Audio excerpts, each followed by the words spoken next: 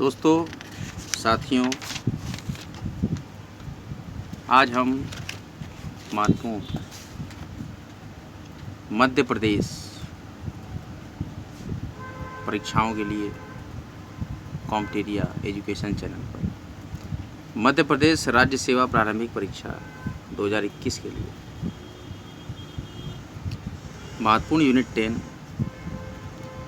राष्ट्रीय एवं प्रादेशिक संवैधानिक एवं सांविधिक संस्थाएं, national and regional constitutional statutory bodies commission पे चर्चा करेंगे। इस प्रकार से सिलेबस में नए प्रारूप आते हैं। कॉम्पिटेरिया नित्य नियमित प्रयास करता है कि नए प्रारूपों को तत्काल ही अपडेट कर दे अपने चैनल के माध्यम से। कॉम्पिटेरिया एजुकेशन चैनल पर आप सभी व्यूवर्स का हार्दिक स्वागत एवं अभिनंदन है। अगर आपने कॉम्पिटेरिया एजुकेशन चैनल को अभी तक सब्सक्राइब नहीं किया है तो कृपया सब्सक्राइब कर दें और वीडियो अच्छा लगे तो वीडियो को शेयर जरूर करें। आइए हम बिना समय गंवाए स्टार्ट करते हैं MPPCS प्रारंभिक परीक्षा 19 जून के लिए महत्वपूर्ण टॉपिक। सबसे पहले मैं चर्चा करने जा रहा हूँ निर्वाचन आयोग के बारे में। कई आयोग हमारे पास चर्चा के लिए होंगे। निर्वाचन आयोग, राज्य निर्वाचन आयोग, संघ लोक सेवा आयोग, मध्य प्रदेश लोक सेवा आयोग, भारत का नियंत्रक एवं महालेखा परीक्षक, नीति आयोग, राष्ट्रीय मानवाधिकार आयोग, राष्ट्रीय महिला आयोग, मध्य प्रदेश सहित राष्ट्रीय बाल अधिकार संरक्षण आयोग और अनुसूचित जातियों के लिए राष्ट्रीय आयोग, अनुसूचित जनजातियों के लिए राष्ट्रीय आयोग, राष्ट्रीय पिछड़ा आयोग, केंद्रीय सूचना आयोग, केंद्रीय सतर्कता आयोग, राष्ट्रीय हरित अधिकरण और मध्य प्रदेश राज्य खाद्य आयोग। ये सारे सिलेबस हैं जो कि मैं डिस्कस करूंगा धीरे धीरे कई दिनों में, कई लेक्चर्स में।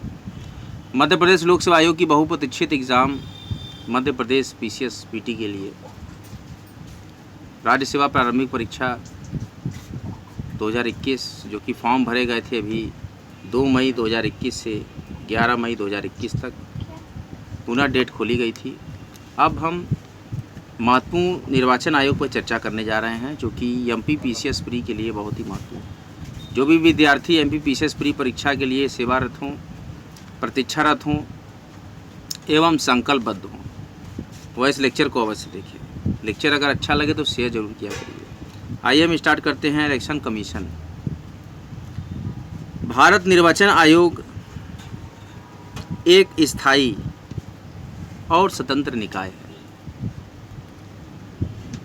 भारत निर्वाचन आयोग का गठन भारत के संविधान द्वारा देश में स्वतंत्र और निष्पक्ष चुनाव संपन्न कराने के उद्देश्य से किया गया था।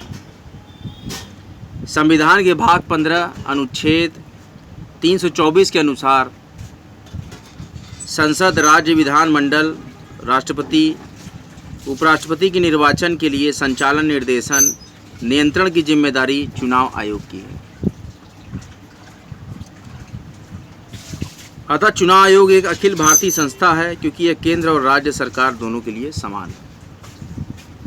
संविधान के अनुच्छेद 324 में चुनाव आयोग के संबंध में निम्नलिखित उपबंध किए गए हैं। इन उपबंधों की मैं चर्चा करूंगा। निर्वाचन आयोग मुख्य निर्वाचन आयुक्त और अन्य आयुक्तों से मिलकर बना होता है। मुख्य निर्वाचन आयुक्त और अन्य निर्वाचन आयुक्तों की नियुक्ति राष्ट्रपति द्वारा की जाती है। जब कोई अन्य निर्वाचन आयुक्त इस प्रकार नियुक्त किया जाता है तब मुख्य निर्वाचन आयुक्त निर्वाचन आयोग के अध्यक्ष के रूप में कार्य करेगा। ये सभी महत्वपूर्ण उपबंध हैं जो कि निर्वाचन आयोग के संबंध में प्रश्न आएंगे इसमें से। राष्ट्रपति निर्वाचन आयोग की सलाह पर प्रादेशिक आयुक्तों की नियुक्ति कर सकता है जिसे वह निर्वाचन आयोग की सहायता के लिए आवश्यक समझ सकता है। उसकी नियुक्ति वो करेगा राष्ट्रपति। निर्वाचन आयुक्त और प्रादेशिक आयुक्तों की सेवा की शर्तें और पदावधि राष्ट्रपति द्वारा निर्धारित की जाएंगी। इस प्रकार की शर्तें और उपबंध के साथ निर्वाचन आयोग के गठन की एक परिचर्चा हमारे भारतीय संविधान में की गई है। 1950 से 15 अक्टूबर 1989 तक निर्वाचन आयोग एक सदस्यीय निकाय के रूप में कार्य करता था। केवल मुख्य निर्वाचन अधिकारी होता था, लेकिन मत देने की न्यूनतम आयु 21 से 18 वर्ष करने के बाद 61वां संविधान संशोधन अधिनियम 1988 16 अक्टूबर 1989 को राष्ट्रपति ने आयोग के काम के भार को कम करने के लिए 2 अन्य निर्वाचन आयुक्तों को नियुक्त करने का फैसला किया और इसके बाद आयोग बहुसदस्यीय संस्था के रूप में कार्य करने लगा है। इसमें 3 निर्वाचन आयुक्त होते हैं।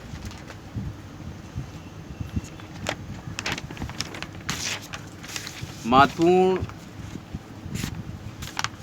एमपीपीसीएस प्रारंभिक परीक्षा के लिए एमपी की सांविधिक और देश की सांविधिक और संवैधानिक निकायों की चर्चा। मुख्य निर्वाचन आयुक्त और 2 अन्य निर्वाचन आयुक्तों के पास समान शक्तियां होती हैं और उनके वेतन भत्ते और दूसरे अनुलाभ एक समान ही होते हैं, जो सर्वोच्च न्यायालय के न्यायाधीश के समान होते हैं। ऐसी स्थिति में जब मुख्य निर्वाचन आयुक्त और 2 अन्य निर्वाचन आयुक्त के बीच विचार मतभेद हो जाता है, आयोग बहुमत के आधार पर निर्णय करता है। तो बहुमत के आधार पर निर्णय किया जाता है। इनका कार्यकाल 6 वर्ष या 65 वर्ष की उम्र तक, जो पहले हो जाए, होता है। ये किसी भी समय त्यागपत्र दे सकते हैं। इन्हें कार्यकाल समाप्त होने से पूर्व भी हटाया जा सकता है। यह निर्वाचन आयुक्त के संबंध में कुछ महत्वपूर्ण जानकारियाँ थी।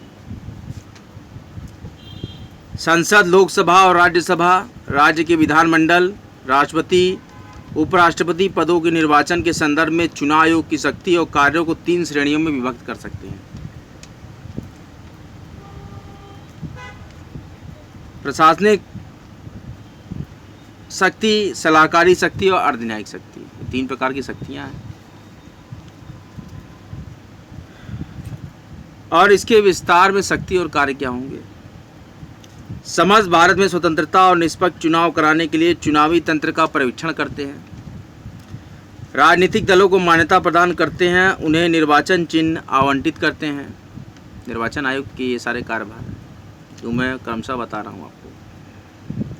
निर्वाचन व्यवस्था से संबंधित विवाद की जांच के लिए अधिकारी नियुक्त करते हैं और निर्वाचन के समय दलों और उम्मीदवारों के बीच के लिए आचार संहिता निर्मित करते हैं। विधान परिषदों के सदस्यों की निरर्हता से संबंधित मसलों पर राज्यपाल को परामर्श देते हैं। निर्वाचन कराने के लिए कर्मचारियों की आवश्यकता के बारे में राष्ट्र या राज्यपाल से आग्रह करते हैं।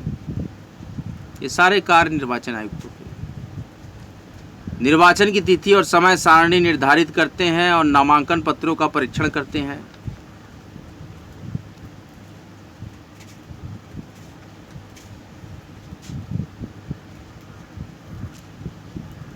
रिंगिंग, मतदान केंद्र लूटना और अन्य अनियमितताओं के आधार पर निर्वाचन को रद्द करने का, राजनीतिक दलों को मान्यता प्रदान करने का और चुनाव चिन्ह देने के मामले में हुए विवाद के समाधान के लिए न्यायालय की तरह काम करते हैं। निर्वाचन के समय दलों और उम्मीदवारों के लिए आचार संहिता निर्मित करते हैं। संसद सदस्यों की निरर्हता संबंधित मामलों पर राष्ट्रपति को सलाह देते हैं। सारे निर्वाचन विभाग के निर्वाचन आयोग के निर्वाचन आयुक्तों के कार्य हैं, मैं क्रमशः बता रहा हूँ। संसद के परिसीमन आयोग अधिनियम के आधार पर समस्त भारत के निर्वाचन क्षेत्रों के भूभाग का निर्धारण करते हैं। समय समय पर निर्वाचन नामावली तैयार करते हैं और सभी योग्य मतदाता को पंजीकृत करते हैं। राष्ट्रपति को सलाह देते हैं कि राष्ट्रपति शासन वाले राज्यों में 1 वर्ष समाप्त होने के पश्चात निर्वाचन कराए जाएं या तो नहीं करवाए जाएं, ऐसा सुझाव भी देते हैं निर्वाचन आयुक्त। निर्वाचन के मद्देनज़र राजनीतिक दलों को पंजीकृत करते हैं और निर्वाचन में प्रदर्शनों के आधार पर राष्ट्रीय या राज्य स्तरीय दल का दर्जा देते हैं और राज्य स्तर पर निर्वाचन आयोग की सहायता मुख्य निर्वाचन अधिकारी करते हैं। इनकी नियुक्ति मुख्य निर्वाचन आयुक्त और राज्य सरकार की सलाह पर की जाती है और इसके नीचे जिला स्तर पर कलेक्टर जिला निर्वाचक अधिकारी होता है और जिले में प्रत्येक निर्वाचन क्षेत्र के लिए निर्वाचक अधिकारी और प्रत्येक मतदान केंद्र के लिए पीठासीन अधिकारी नियुक्त किया जाता है। इस प्रकार की व्यवस्थाएं निर्वाचन आयोग के और निर्वाचन आयुक्त के अंतर्गत की जाती है, जिसमें कि जिला निर्वाचन अधिकारी नियुक्त किया जाता है जिले के डीएम को, और डीएम पीठासीन अधिकारियों की नियुक्ति करता मतदान केंद्रों पे उनके उपयुक्त निर्वाचन की सकुशल व्यवस्था में अपने कार्य को प्रदर्शित करता है जिले का डीएम। भारत में चुनाव सुधार के लिए कुछ समितियों का गठन किया गया था। तारकुंडे समिति 1974 से 1975, गठन जयप्रकाश नारायण द्वारा, और इसकी प्रमुख सिफारिशें हैं वयस्क मताधिकार की आयु को 21 वर्ष से घटाकर 18 वर्ष करना।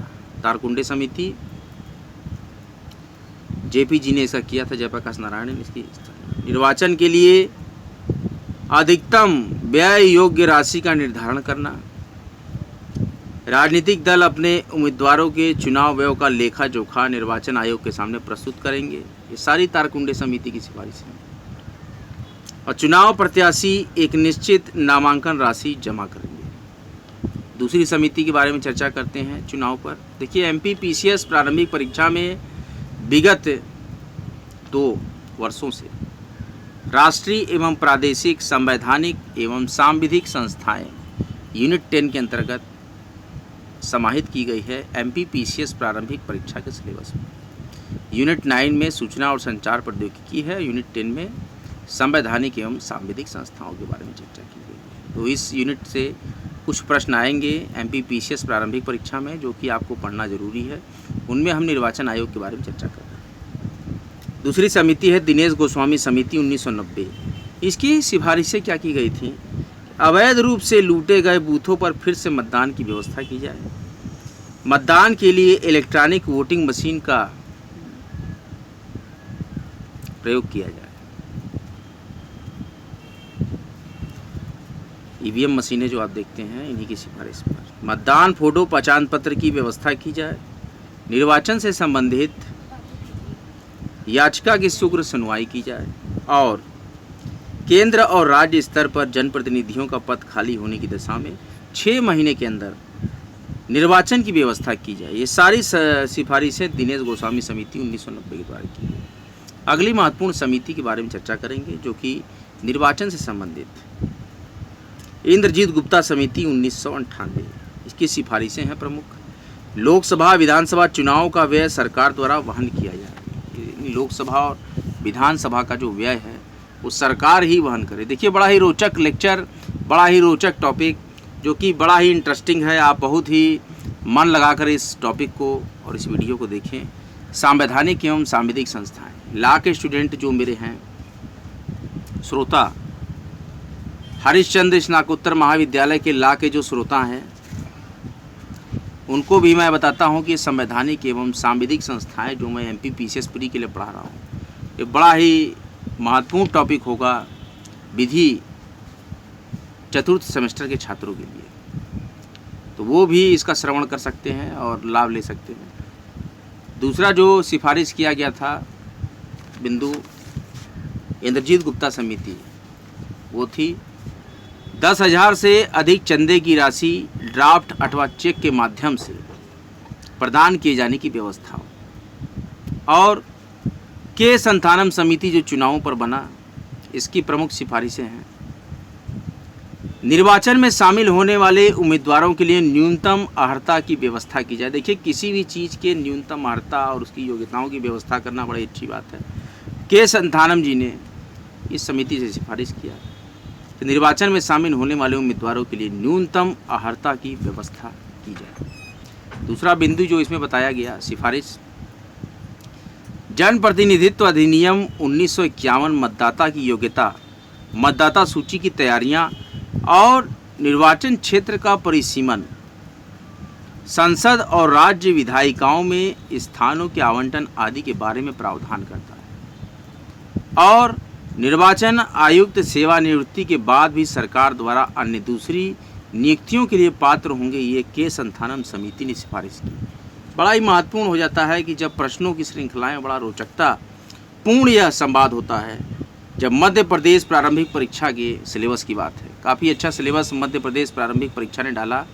मैं बहुत ही धन्यवाद देना चाहूँगा मध्य प्रदेश लोक सेवा आयोग के अध्यक्ष महोदय को कि उन्होंने मध्य प्रदेश लोक सेवा प्रारंभिक परीक्षा में राष्ट्रीय एवं प्रादेशिक संवैधानिक एवं सांविधिक संस्थाएं और आयोगों के इस महत्वपूर्ण बिंदु को पढ़ने के लिए छात्रों को यूनिट 10 के अंतर्गत प्रारंभिक परीक्षा में रखा।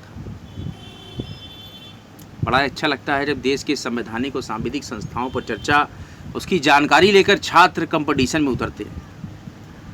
इसके बाद निर्वाचन आयोग की स्थापना 25 जनवरी 1950 को की गई। राष्ट्रीय मतदाता दिवस 25 जनवरी को मनाया जाता है और 61वां संविधान संशोधन अधिनियम 1988 के तहत मतदाता की उम्र 21 वर्ष से घटाकर 18 वर्ष की गई है। प्रथम चुनाव आयुक्त सुकुमार सेन थे।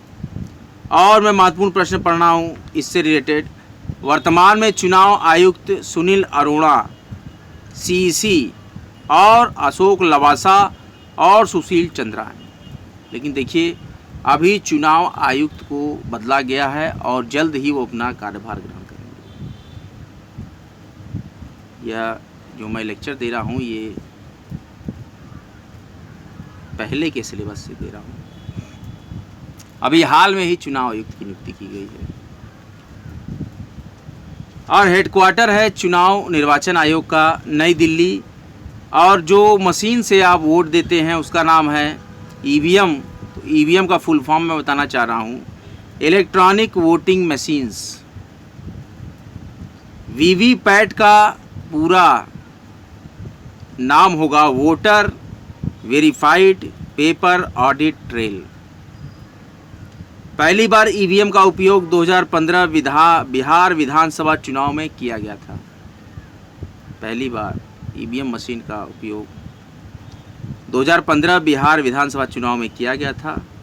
और इस समय वर्तमान में राष्ट्रीय राजनीतिक दलों की 7 संख्याएं हैं। 7 राष्ट्रीय राजनीतिक दल हैं। मैं क्रमशः इनके नाम बताता हूं।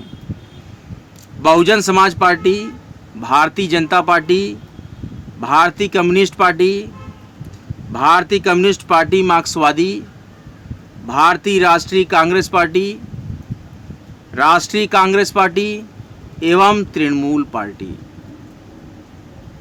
ये अभी वर्तमान में राष्ट्रीय राजनीतिक दल हैं जो कि 7 हैं।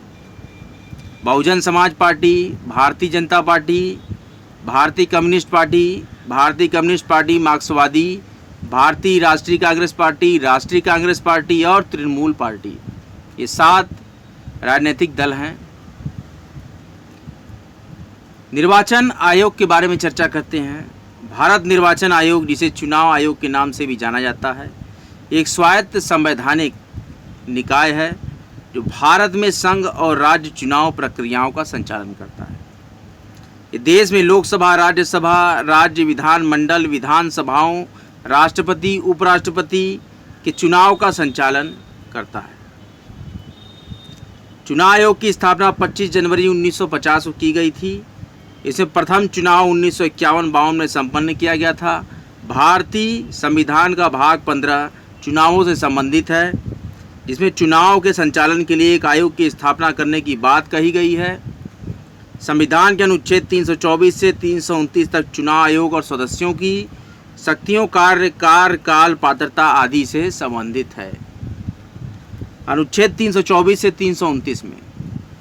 और अनुच्छेद 324 कहता है कि चुनाव आयोग में चुनावों के लिए निहित दायित्व, अधीक्षक, निर्देशन और नियंत्रण।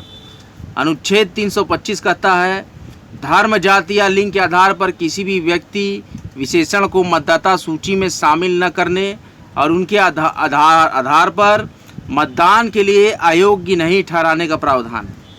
एवं अनुच्छेद 326 कहता है लोकसभा एवं प्रत्येक राज्य की विधानसभा के लिए निर्वाचक वयस्क मताधिकार के आधार पर होगा। और अनुच्छेद 327 कहता है विधायिका द्वारा चुनाव के संबंध में संसद में कानून बनाने की शक्ति। और अनुच्छेद 328 कहता है किसी राज्य के विधानमंडल को इसके चुनाव के लिए कानून बनाने की शक्ति। और अनुच्छेद 329 कहता है चुनावी मामलों में अदालतों द्वारा हस्तक्षेप करने के लिए बाध्यकारी। ये सारे अनुच्छेद 324 से लेकर 329 की मैंने चर्चा की। निर्वाचन आयोग में मूलतः केवल एक चुनाव आयुक्त का प्रावधान था, लेकिन राष्ट्रपति की अधिसूचना के जरिए 16 अक्टूबर 1989 को इसे 3 सदस्यीय बना दिया गया है और इसके बाद कुछ समय के लिए इसे 1 सदस्यीय आयोग बना दिया गया और 1 अक्टूबर 1993 को इसका 3 सदस्यीय आयोग वाला स्वरूप फिर से बहाल कर दिया गया।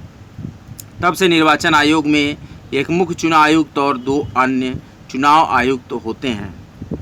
निर्वाचन आयोग का सचिवालय नई दिल्ली में स्थापित है और इनका कार्यकाल 6 वर्ष का या तो 65 वर्ष की आयु दोनों में से जो भी पहले तक हो यहाँ तक होता है और मुख्य निर्वाचन अधिकारी IAS रैंक का अधिकारी होता है जिसकी नियुक्ति राष्ट्रपति द्वारा की जाती है और चुनाव आयुक्तों की भी नियुक्ति राष्ट्रपति द्वारा ही की जाती है। इन्हें भारत के सर्वोच्च न्यायालय के न्यायाधीशों के समकक्ष दर्जा प्राप्त होता है और समान वेतन एवं भत्ते प्राप्त होते हैं। मुख्य चुनाव आयुक्त को संसद द्वारा सर्वोच्च न्यायालय के न्यायाधीश को हटाने की प्रक्रिया के समान ही पद से हटाया जा सकता है एवं अन्य 2 आयुक्तों को मुख्य चुनाव आयुक्त की सलाह पर राष्ट्रपति द्वारा हटाया जाता है। ऐसे ही महत्वपूर्ण लेक्चर्स को देखने के लिए आप ट्यून कर सकते हैं हमारे एजुकेशनल वेरी इंपॉर्टेंट चैनल कॉमेटेरिया को, जो कि बड़े ही रोचक विषयों पर निरंतर परिचर्चा और चर्चाओं करता रहता है। 25 जनवरी 1950 को स्थापना हुई और 25 जनवरी 1950 से 15 अक्टूबर 1989 तक यह एकल सदस्यीय था और 16 अक्टूबर 1989 से 1 जनवरी 1990 तक यह 3 सदस्यीय बना दिया गया। किसको? चुनाव आयोग को। और 1 अक्टूबर 1993 से पहले इसे फिर से 3 सदस्यीय निकाय बनाया गया। तब से लेकर वर्तमान तक ये 3 सदस्यीय निकाय के रूप में कार्यरत है। अब इनके महाभियोग की प्रक्रियाओं को पढ़ते हैं। मुख्य चुनाव आयुक्त के उच्चतम न्यायालय एवं उच्च न्यायालयों के न्यायाधीश, मुख्य चुनाव आयुक्त, नियंत्रक और महालेखा परीक्षक के दुर्व्यवहार या पद के दुरुपयोग का आरोप सिद्ध होने पर संसद द्वारा अपनाए गए प्रस्ताव के माध्यम से ही पद से हटाया जाता। निष्कासन के लिए 2/3 सदस्यों के विशेष बहुमत की आवश्यकता होती है और इसके लिए सदन के कुल सदस्यों का 50% से अधिक मतदान होना चाहिए। उपरोक्त पदों से किसी को हटाने के लिए संविधान में महाभियोग शब्द का उपयोग नहीं किया गया है। महाभियोग शब्द का प्रयोग केवल राष्ट्रपति को हटाने के लिए किया जाता है, जिसके लिए संसद के दोनों सदनों में उपस्थित सदस्यों की कुल संख्या के 2/3 सदस्यों के विशेष बहुमत की आवश्यकता होती है और यह प्रक्रिया किसी अन्य मामलों में नहीं अपनाई गई है। तो महाभियोग प्रक्रिया सिर्फ राष्ट्रपति के परिप्रेक्ष्य में प्रयोग किया जाता है। इस शब्द को मुख्य निर्वाचन आयुक्तों के पद से हटाए जाने की प्रक्रिया को महाभियोग प्रक्रिया में नहीं लिया जाता है। कार्य क्या होते हैं निर्वाचन आयोग के? यह सभी राजनीतिक दलों के लिए उम्मीदवार चुनाव अभियान खर्च की सीमा निर्धारित करते हैं। राजनीतिक दलों और उम्मीदवारों के लिए चुनाव में आदर्श आचार संहिता जारी करते हैं और ताकि कोई अनुचित कार्य न कर सके और सत्ता में मौजूद लोगों द्वारा शक्तियों का दुरुपयोग न किया जा सके। निर्वाचन के बाद अयोग्य ठहराए जाने के मामले में आयोग के पास संसद और राज्य विधानसभाओं के सदस्यों की बैठक हेतु सलाहकार क्षेत्राधिकार भी है। भारत के मुख्य निर्वाचन आयुक्तों के बारे में चर्चा करेंगे, इनके कार्यकाल के बारे में चर्चा करेंगे। बड़े ही समराइज फॉर्म में हम इसको चर्चा करेंगे। सुकुमार सेन पहले मुख्य निर्वाचन आयुक्त 21 मार्च 1950 से 19 दिसंबर 1958 तक। दूसरे मुख्य निर्वाचन आयुक्त KVK सुंदरम 20 दिसंबर 1958 से 30 सितंबर 1967। तीसरे मुख्य निर्वाचन आयुक्त AP सेन वर्मा 1 अक्टूबर 1967 से 30 सितंबर 1972। चौथे मुख्य निर्वाचन आयुक्त डॉक्टर नागेंद्र सिंह अक्टूबर 1972 1 अक्टूबर 1972 से 6 फरवरी 1973। T स्वामीनाथन मुख्य निर्वाचन आयुक्त पाँचवें, ये 7 फरवरी 1973 से 17 जून 1970। छठे SL सकधर जो कि 18 जून 1977 से 17 जून 1982 तक। 7वें हैं आर के त्रिवेदी जो कि 18 जून 1982 से 31 दिसंबर 1985 तक। और RBS शास्त्री हैं 8वें 1 जून 1986 से 25 नवंबर 1990 तक। 9वें हैं VS रमा देवी जो कि 26 नवंबर 1990 से 11 दिसंबर 1990। और 10वें हैं TN सेशन जो कि 12 दिसंबर 1990 से 11 दिसंबर 1996। और 11वें हैं MS गिल जो कि 12 दिसंबर 1996 से 13 जून 2001। और 12वें हैं JM लिंगदो जो कि 14 जून 2001 से 7 फरवरी 2004। एवं 14वें हैं BB टंडन जो कि 16 मई 2005 से 28 जून 2006। और 15वें मुख्य निर्वाचन आयुक्त N गोपाल स्वामी जो कि 29 जून 2006 से 20 अप्रैल 2009 तक। 16वें मुख्य निर्वाचन आयुक्त नवीन चावला 21 अप्रैल 2009 से 29 जुलाई 2010। 17वें शहाबुद्दीन याकूब कुरैशी 30 जुलाई 2010 से 10 जून 2012। और 18वें हैं BS संपत जो कि 11 जून 2012 से 15 जनवरी 2015। और 19वें हैं मुख्य निर्वाचन आयुक्त HS ब्रह्मा जो कि 16 जनवरी 2015 से 18 अप्रैल 2015। और 20वें हैं नसीम जैदी जो कि 19 अप्रैल 2015 से 5 जुलाई 2017। और 21वें हैं अचल कुमार ज्योति जो कि 6 जुलाई 2017 से 22 जनवरी 2018। और 22वें मुख्य निर्वाचन आयुक्त हैं ओम प्रकाश रावत जो कि 23 जनवरी 2018 से 1 दिसंबर 2018 तक। एवं 23वें मुख्य निर्वाचन आयुक्त सुनील अरोड़ा 2 दिसंबर 2018 से 12 अप्रैल 2021 तक।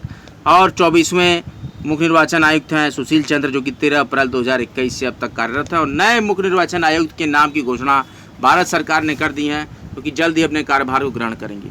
मध्य प्रदेश लोक सेवा आयोग द्वारा आयोजित मध्य प्रदेश राज्य सेवा प्रारंभिक परीक्षा एवं मध्य प्रदेश राज्य वन सेवा परीक्षा प्रारंभिक परीक्षा 2021 के राष्ट्रीय और प्रादेशिक संवैधानिक एवं सांविधिक संस्थाएं आयोग यूनिट 10 के बड़े महत्वपूर्ण पहले चैप्टर को हमने बड़ी बखूबी यहाँ पर डिस्कस किया। मध्य प्रदेश सिविल सेवा एस्पिरेंट इस वीडियो को ज़रूर देखें और बताएं कि वीडियो उनको कैसा लगा। अगर यह वीडियो पर आप अच्छे कमेंट देंगे तो मैं और भी 9 चैप्टर्स हैं इस यूनिट में उस पर भी मैं लेक्चर बनाऊंगा। आप ज़रूर लिखें कि lecture Madhya Pradesh PCS pre का आपको कैसा लगा। बने रहें, जमे रहें हमारे एजुकेशन चैनल कॉम्टेरिया पे। कॉम्टेरिया नित्य निरंतर नया आयाम लेकर आता है। कॉम्टेरिया का एकमात्र संकल्प है सभी पढ़ें सभी बढ़ें। Get study hard and get success संबोधन के साथ कॉम्टेरिया पूरे विश्व में और पूरे भारत में निःशुल्क शिक्षा का प्रचार एवं प्रसार करने का बड़ा ही नियमबद्ध और समयबद्ध संकल्प कर चुका है, जो कि यूट्यूब क्रिएटर्स इंडिया प्रोग्राम के तहत आप सभी के समक्ष निःशुल्क शिक्षा का प्रचार एवं प्रसार लेकर पूरे विश्व में कॉम्टेरिया निःशुल्क एजुकेशन के लिए समर्पित है। जो भी छात्र MP PCS, UP PCS और बिहार PCS की तैयारी के लिए संकल्पबद्ध हैं वह स्टेट स्पेशल एवं महत्वपूर्ण टॉपिकों पर मेरे वीडियोस दे सकते हैं। मैंने RPSC स्कूल व्याख्याता फर्स्ट ग्रेड परीक्षा के लिए पिछले फोल्डर्स में कम से कम 92 लेक्चर्स मैंने राजस्थान PGT सोशलॉजी के लिए दिए हैं। आप वहां से इन लेक्चर्स का लाभ उठा सकते हैं। जो लोग राजस्थान फर्स्ट ग्रेड सोशलॉजी की तैयारी के लिए इच्छुक हों उनको वीडियो कंटेंट्स मेरे इसी चैनल के द्वारा मिल सकता है, जो कि पूर्व में दिए गए लेक्चर्स हैं उनको आप रिवीजन कर सकते हैं। बने रहें, जमे रहें। आप सभी के सहयोग और समर्पण से यह चैनल एक महत्वपूर्ण आयाम को शिक्षा में स्थापित करेगा। अगले महत्वपूर्ण वीडियो के साथ कॉम्टेरिया आपके समक्ष फिर प्रस्तुत होगा। जय श्री राम, जय माँ गंगा, जय माँ वाग्देवी सरस्वती, हर हर महादेव। चैनल अगर पसंद आया हो तो चैनल को सब्सक्राइब जरूर करें और वीडियो को शेयर करना ना भूलें।